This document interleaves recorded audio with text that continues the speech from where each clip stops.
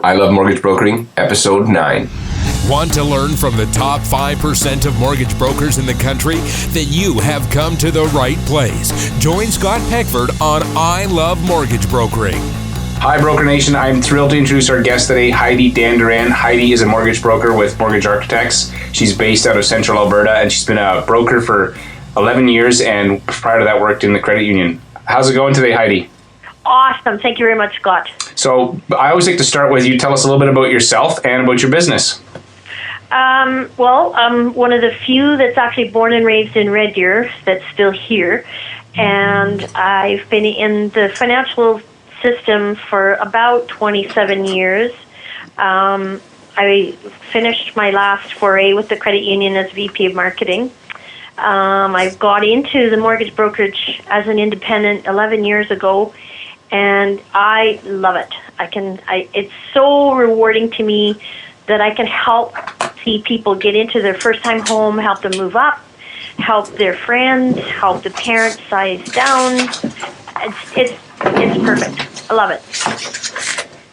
You're the perfect guest for this show then. I Love Mortgage Brokering, because honestly, when I told my wife that I was doing this show, she's like, you're going to have to convince yourself that you love it. But what I've found is that when I talk to people that are excited about it, that excitement rubs off on me. So then, it is a great business as long as you focus on, the things that you can control and work hard and not focus on, a bunch of negative stuff. So yeah. What I always like to start with is, I just want to ask you about your business. So you have, how many assistants do you have and sub-brokers, and what's sort of the layout of your business? Well, we operate as a team. So there's me as a submission agent, but we all are one team. We're the Central Alberta Mortgage Architects team. And there's 6 of us in total. And what we find by doing this is that we gain synergies from the business that each other is doing with our lenders. It gives us status with some of the ones that do require that of us, although that's not what we actually intend to do. We never put anybody somewhere because that is best for us. It's a bonus if it does work out that way, but we always do what's best for the client first. The other thing, too, is as a team, you've got somebody to cover off for you if you want to take a holiday or get out of town for a few days.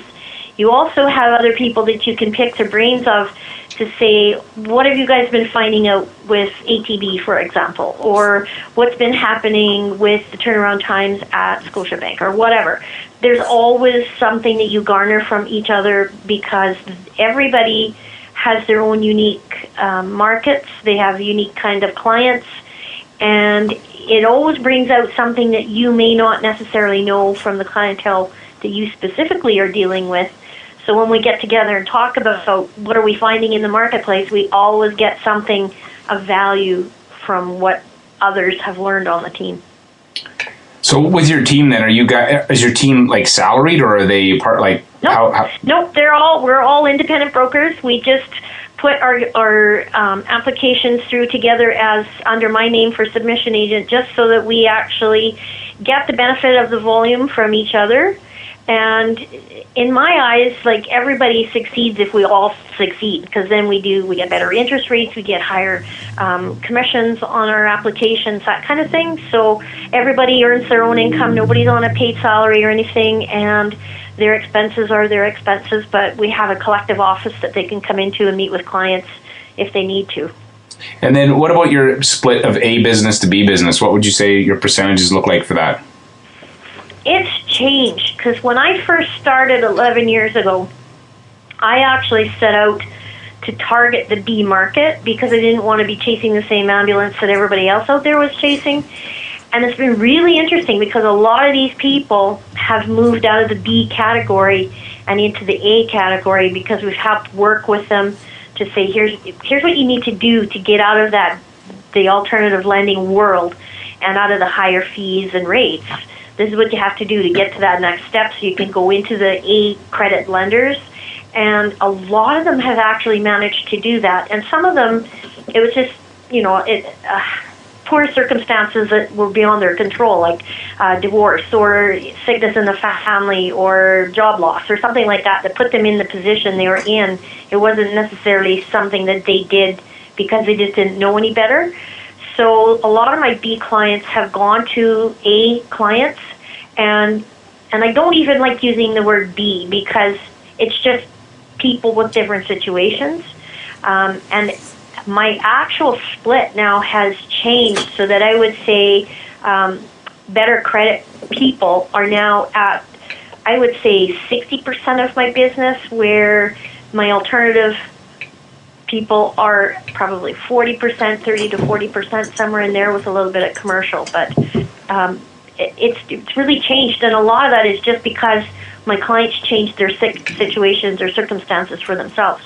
So it's really rewarding. I love it. And you've coached them a little bit. So you would say previously you were actually more, and we call it B because that's just what everybody in the industry calls it, and it's not that means they're any less of a borrower. But so you would say, was it previously, was it more B and less A? Yep. And it's totally turned around. And that's a lot of it just repeats business from my clients. Okay, that's awesome. So before we go into your story, I love quotes and a success quote that's impacted your life or business. So could you share with us a quote that has impacted you? One that probably everyone's heard a million times: the harder I work, the luckier I get. And you don't necessarily have to work hard, but you have to work smart, and you actually have to work. And I see so many people that say, oh yeah, I've worked so hard, and all they've done is paper shuffle. And it really didn't accomplish a whole lot. So I just think that the limits are what we put on ourselves, and that's what I like to live by. My limit is myself. And can you give me an example of, I love that quote too, I've heard that one, obviously I've heard that lots of times, and so the harder I work, the luckier I get. Can you give me an example of a time you applied that in your business where some outcome was maybe luckier or not luckier, where I'm doing quotations in the air, but you can't see me, but that you had an outcome that was surprising because of the work you put in? Yeah, actually I've got one that just happened here about a year and a half ago. I was working with a client that decided to buy a home from a new home builder. There was no real estate agent involved, and one of the things that I like to do is I always want to keep in touch with whoever is on the other end of the sale. So if it's the new home seller agent or the realtor or whatever, I always stay in touch with them and give them a kind of a daily or every other day update as here's where we're at, here's what's happening, here's what we need to finish this application, and it gives them at least some kind of a guide or a timeline as to when this thing is going to be done, how it's going, that kind of thing. And so this one time, and it was actually over Christmas, when everybody's not thinking about working and everybody's saying, oh, there's no business, and in fact there is. The thing is, if you stay in touch with people, they're going to appreciate it. And I stayed in touch with this salesperson from this new home builder, and I had no expectations other than I just wanted to let him know, here's where we're at, especially during the Christmas season because it's like days on, days closed, etc. So at the end of the whole thing, when we actually got the application done, approved, and finished, file complete, he phoned me back and he says, I would really appreciate it if you could come into our office and meet with us. So I went into the office first thing in January after everybody was back from their Christmas holidays to meet with that group, and I ended up becoming their go-to mortgage person for pre-qualifications because they were just so pleased with the fact that I stayed in touch with them. I kept them up to date on where we were at, and the fact that I was working during Christmas. I mean, I wasn't obviously working Christmas Day, but so many of us tend to get lax on it's a holiday, so I'm not going to do that much. I'm just going to relax. And there's still people out there needing our services. So I just kind of fell into it just because of something that I was normally doing anyways. So it was a nice surprise for me. You're so lucky, Heidi. No, that's so true, though. I mean, you basically treat people, because I know that for me when I work with a lender, when a lender doesn't get back to me, like we get very frustrated at lenders that don't communicate. Because you don't know where you're at. Yeah, like looking at it, or are they twiddling their thumbs or what? Yeah, is it just in cyberspace? And so we sometimes forget that the people who are waiting on us feel the same way, right? And it's like, hey, there's some lenders that I won't even deal with anymore, and I won't name them, but you probably would know who they are, and because of the lack of communication, and so it's the same thing with our referral sources. And I've heard this numerous times now, and I totally agree with you. So your communication with this home buyer or home builder turned into opportunity for you. And they're one of the larger home builders in Central Alberta, so it was a bonus for me. I loved it. That's awesome. I love it. Yep. So the other area that I like to talk about a little bit is failure. I know that in my time being a mortgage broker and an entrepreneur, I've made some mistakes. And if maybe sometime my wife will do a show of all the mistakes I've made. No, I'm not going to let her do that. But can you share a time that you failed at something and then what you actually learned from it? Because I find you can actually there's always a lesson there if you pay attention. So way back at the very beginning, I made the erroneous assumption that all lenders typically use the same benchmark rates to calculate their interest rate differentials for their payout penalties. And way back, there was at the beginning 11 years ago, there was a lender who's no longer in the business today that used a rate that they never clarified in any communication with us. So my assumption was they were using the posted rate of whatever that term was left for the mortgage to calculate the difference. And it was some bond rate that I still, to this day, can't figure out how you would even find what that bond rate is. So that was the biggest lesson I learned really early, is that you really need to know specifically how are these things calculated before you start going and suggesting certain lenders to your clients. So they need to know up front, this is, yes, you might be getting a super screaming rate, but here's how the penalty's calculated. And so how was that can you give me, how was that a failure? Obviously it was a failure. You didn't understand it, but was there a bad outcome with the client? Well, they went to sell their house, and the payout penalty was about $4,000 higher with this one lender than if I would have used another lender. So I felt really bad for that because I myself didn't know that they were using this bond rate. And so now I try and make sure I do totally understand, because it's something that even if someone plans to be in their house for 5 years, life happens. You don't know where you're going to be in 5 years. That's a long time in today's world. So if you need to move, what's the cost to get out? Like if we're starting our careers and we have to move to a new location, for example, what could be the downside of this mortgage if we have to pay it out and move? If they can't port it, or what are the other alternatives there? If they do want to pay it out, what's that cost going to be? How's it calculated? So. Mm-hmm. Yeah, and for sure, there's always a lesson that I find with me too. I'm working with lenders, and you start to discover things about them the longer you work with them. And sometimes you discover things that you're surprised and happy, and other times you find out things that you're like, hey, I'm not crazy about how this. And you and I even discussed that this morning about this one lender who had a payout penalty that worked out to about 4.5%. Yeah, I know. I'm still can't figure out how some of these lenders. I know what they base it on, but if you even ask them how do you calculate it, they can't even calculate it. But at least if we know here's the rates they use, then at least you could kind of come up with some kind of an idea of what the penalty would be. Mm-hmm. Yeah, sometimes it feels like a little bit like a random number generator that just goes up every time you ask. Yeah, exactly. So one of the other things I've noticed talking to mortgage brokers is that they all have a system, either sales systems, they have follow-up systems, and they're also willing to tweak those systems or processes in order to get a better result. Can you share an example of a system or a process that you have and an adjustment you made and then the outcome from that adjustment? I, at the beginning, was doing my own newsletter because I personally think the reason Facebook is so successful is it's become a community of sorts. And the reason that I think it's important is humans are such a social animal, and we want to know how other people are doing, what they're doing, if they're, in a good situation, bad situation, whatever. But Facebook's become kind of this community, and before Facebook was even really popular, going back 11 years ago, I wanted to have my own community with me as a broker, because I think what keeps my clients with me is my personality and how I am with them. It's not the company, it's me. And I think I know everything about these guys. When they come in and sit down and meet, and they tell me all kinds of things about themselves. But a lot of times I think there's no time for me to really give them a glimpse into who I am. So I thought that it would be kind of neat to create my own newsletter, which I was doing in paper form way back when. And I would put something, I always wanted to put something in there about me personally that had zero to do with business.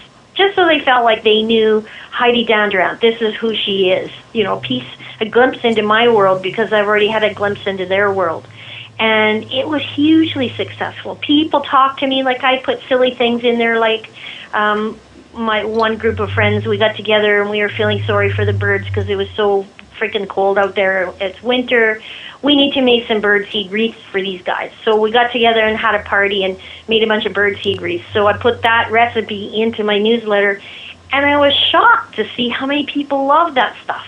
Or I was talking about this one time when my husband showed up with a trailer that I never got to have any input in. And, I mean, I don't know about anybody else, but when I walk into a trailer from camping, I like to hang up my coat. I don't want to just throw it on the floor, but the trailer he bought had no closet. So I was ranting a little bit about that, but it was amazing how many comments I got back about, oh yeah, my husband did this or whatever, or my wife did that. But it helps them relate to you as to something that they can relate to themselves. And I'm starting to see that now on Facebook, because I'm adding a lot of my clients on Facebook to me personally. And it gives them, I mean, obviously you don't put silly things in Facebook. If you do, that's your stupid problem. But it helps them to get to know who you are. And you shouldn't be putting anything on the internet that you don't want everybody to know anyway. So it's become my new newsletter of sorts, but it's not something I have to type out anymore. It's something they get to see. So that's really been interesting to see how that's changed. And that's it. Well, first off, husbands are easy targets if you're looking for material for newsletters or Facebook. I'm sure my wife would be. Oh, she could write a book.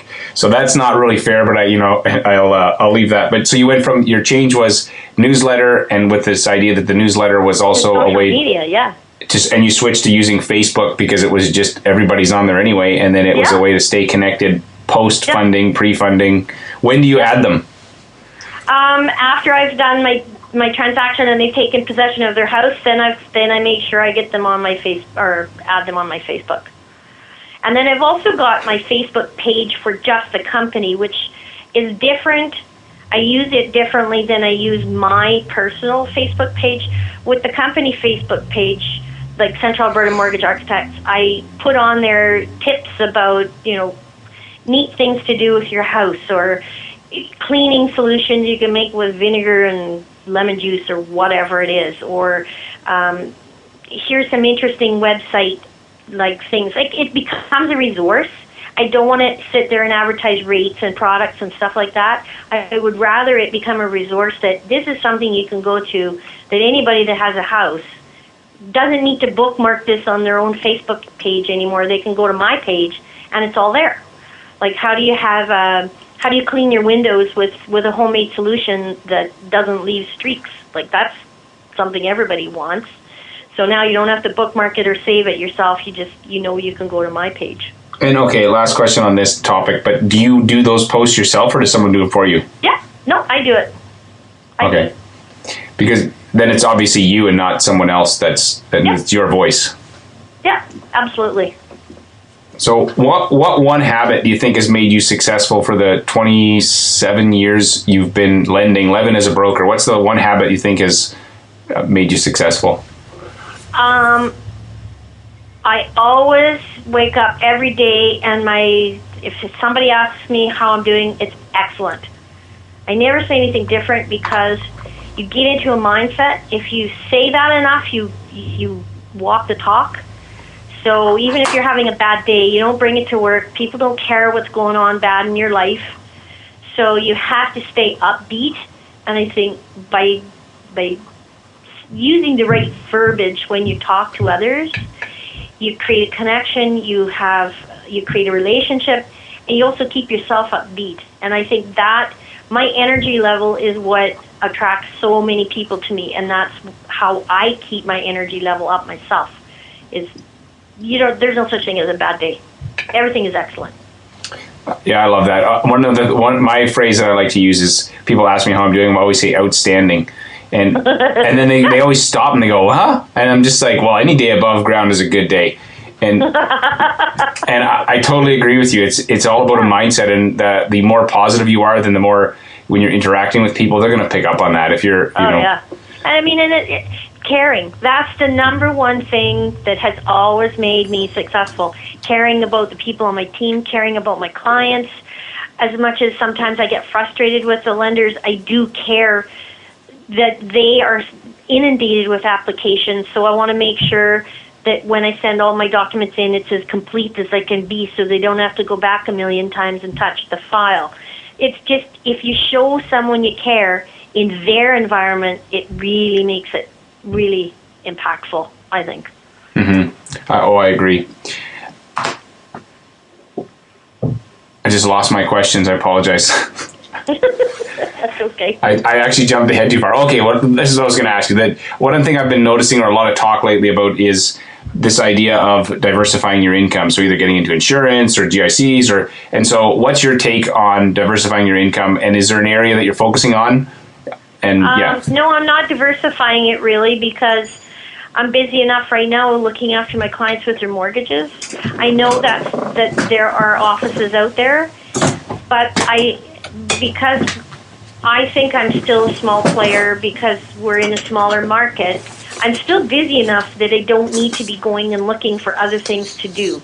I don't want to water myself down to the point where I'm not doing anything well. I'm doing it okay. And at this point, I'm happy with where we're at. Mortgages is good for me. I'm happy with doing that. Yeah, and there's definitely, I see a theme, and it's hard to do, a bunch of different things really well. So there's, I don't know where I fall in that right now. I'm still exploring both options, but I feel like you're right. There's an awful lot to be a good mortgage broker. It takes a lot of attention. So just stick to that and don't worry about these other things. Well, and here's the other thing too, is let's just say you invite someone that wants to partner with you and do their insurance through your office jointly. What if they do a bad job? I don't know anything about insurance. I don't want to have to go get my license. I don't want to have to babysit what they're doing. So do you open yourself up for other issues? Because if you do you know what you're even looking for? Right, that's true. No, I think you got to be careful. Otherwise, we become just like the banks are now, where the loans officers doing car loans, credit cards, mutual funds, mortgages, and then you don't do anything well. Right, jack of all trades. I think our broker channel is so successful is because we have enough to focus on just with changes and keeping up to date on the products and stuff out there with just that one area. So how do you balance, obviously you've got your team, you guys work together, you're busy. How do you balance your running your mortgage practice and your family? I don't come in on the weekends to the office, but I am accessible by phone. And I do try to call people back as quickly as I can, but if it is the weekends, people tend to understand that you're with your family and doing something. So it's never really been an issue for me. And there are certain days where I have things that I do for myself, but not even for my family. And I block those times off, and that's it. That's for me, that's my time. And people are still okay with it. Like, they understand you still have to have a life. So. Right. So if I'm hearing you correctly, it's time blocking and having some boundaries around your access. Yeah. Absolutely. Okay, so I'm going to move to the rapid fire questions. So these ones you can answer with a little bit shorter answers if you like. And so what is the number one thing holding most mortgage brokers back from being successful? Asking for the business. So, okay, I say it's supposed to be a short answer, but I'm going to ask you another question. How do you ask for the business? So What's your script? Whenever I'm out talking to somebody and they say, "What do you do?" I say, "Well, I'm a mortgage broker. I work with there's 6 of us in our office. Do you know anybody that's looking for a mortgage, or do you know anyone that needs a mortgage right now?" Ask, because so many people assume that you say I'm a mortgage broker, that means that you're going to get business. You don't. Right. You got to take that one step further. Yep, and that's what I'd say half the people out there are afraid to do, is ask. So do you have like an internet resource, a program, software, or website that you use that makes your business more successful? Eximius. I really use Eximius, yep. One of the things that I just started doing was I've now got my database set up so that if anybody has a birthday coming up, my program will send them an automatic email saying happy birthday with a picture of me and just nothing other than happy birthday. And it's amazing how many people will send you a thank you back. And I mean, I've even had comments back saying, well, it's really nice to see that you remember my birthday because nobody in my family did. Something like that. But it's just simple. But it makes them feel like you still remember them. Simple. You know what? And it's also for the renewals coming up, we can phone them ahead of time, say, listen, we need to be talking about it now. And it's a good reminder. It's so easy. So you just you do the odd, like the email, you don't call them or anything on top of it, right? No. Like once in a while I'll call them if I've got like some time and I see that there's renewals that pop up on my schedule. Absolutely, I'll give them a call. But if it's a busy day, I pop them an email and then they call me back and we set up an appointment, good to go. And if you could recommend one book for our listeners, what would it be? Oh my gosh. I don't know. I can't even think of that right now. That's a rapid fire question I can't quickly answer. That's okay. I'll leave it blank, or if you email me something later, I'll add that in there, okay? Okay. And where do you think our industry's headed? Where's the opportunity right now as a mortgage broker? A new mortgage broker getting in, say they're less than 5 years, where's the opportunity? It's going to be tough going, I think, tougher than what we found getting into the business because you're competing against the banks. I think that people need to start networking. The new brokers getting in need to start networking and figure out their own referral source and not just, I'm going to join this leads club or whatever, and then they just show up and don't say anything and expect to get business, or come and sit in an office and expect people are going to walk through the door. That's not going to happen. Like a lot of my business now is referrals, so I'm lucky, but for somebody getting out and going right now, they have to get out there and go face to face and meet people and tell them what they do, and that's I think their biggest challenge. That actually segues perfectly into my last question, which is, so imagine if you woke up tomorrow, you had sold your business, and you move across the country to another place about the same size, and you decide, hey, I want to become a mortgage broker again, but you don't have any of your old contacts, you're not allowed to call your old clients. So what would be the 2 or 3 things you would immediately do when you got to this new town to start building a mortgage practice? First thing I would do is I would join the Chamber of Commerce. I think that's extremely important because it is a big part of the community.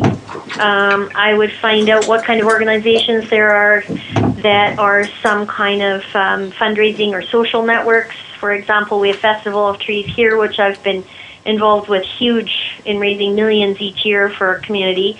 So I would look for something like that in that community, because when you go volunteer in many of these things, it's typically the movers and shakers of that community that are the ones leading the committees. So you want to find out who the kingpins or the key people are in that community, and that's one good way of doing it. And it's good. You volunteer and you feel good about everything.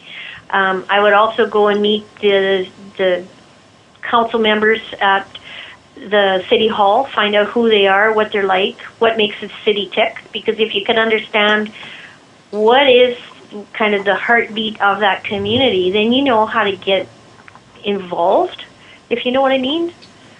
It's just networking. You just got to be not afraid to go find out who, where, who, what, how.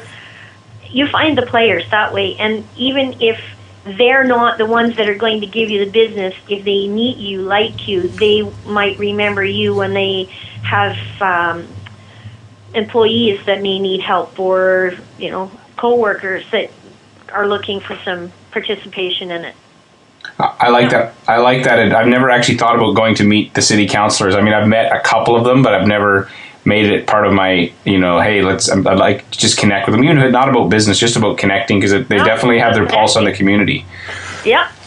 Their finger on the pulse. I'd say I know half of the ones here in the city and the mayor. And you get to know these people as well by getting on all these different committees out there, and it doesn't hurt. Right. They travel in very large circles of people. Awesome. Well, thank you. So, are you guys hiring right now? Anybody that's got a license that would like to come and work with us is more than, we're more than happy to have them come and meet us, see if we're a good fit for them, if they're a good fit for us, and absolutely. So, we're always looking to have new partners in our business here. So where can people find you online? CentralAlbertaMortgages.com or HID@shaw.ca. Awesome. Well, thank you for sharing your story. Thanks. I love the harder I work, the luckier I get, and the advice of connecting with city councilors, and just there's been lots of great stuff in here. So thanks so much for being on the show, and our listeners can check out the show notes as well as the resources at ilovemortgagebrokering.com. Thanks so much, Heidi. Have an awesome day. Thank you so much, Scott. Talk to you soon. Okay, bye. Bye-bye. Want to learn from the top 5 mortgage brokers in the country? Then you have come to the right place. Join Scott Peckford on I Love Mortgage Brokering. Hi, Broker Nation. If you enjoyed this interview, please take a minute, visit iTunes, and rate this podcast. If you do, you'll get 3 deals in the next month. Okay, that's not true, but I would really appreciate it. Also, I want to invite you to join me on a quest. After every episode, I personally take 5 minutes and think about one thing or one idea I can use to improve my mortgage business. I encourage you to do the same. Over the next 12 months, I plan to do 100 interviews and make 100 improvements. I'm going to track these to see how they impact my business and, more importantly, my bottom line. Visit ilovemortgagebrokering.com and post in the show notes what one thing you plan to do differently after listening to this interview, and check out what other brokers are sharing. Also, if you'd like to connect with me, fire me an email at scott@robyourbank.com. I love hearing from passionate mortgage professionals who are interested in improving their business. Until next time, rock on.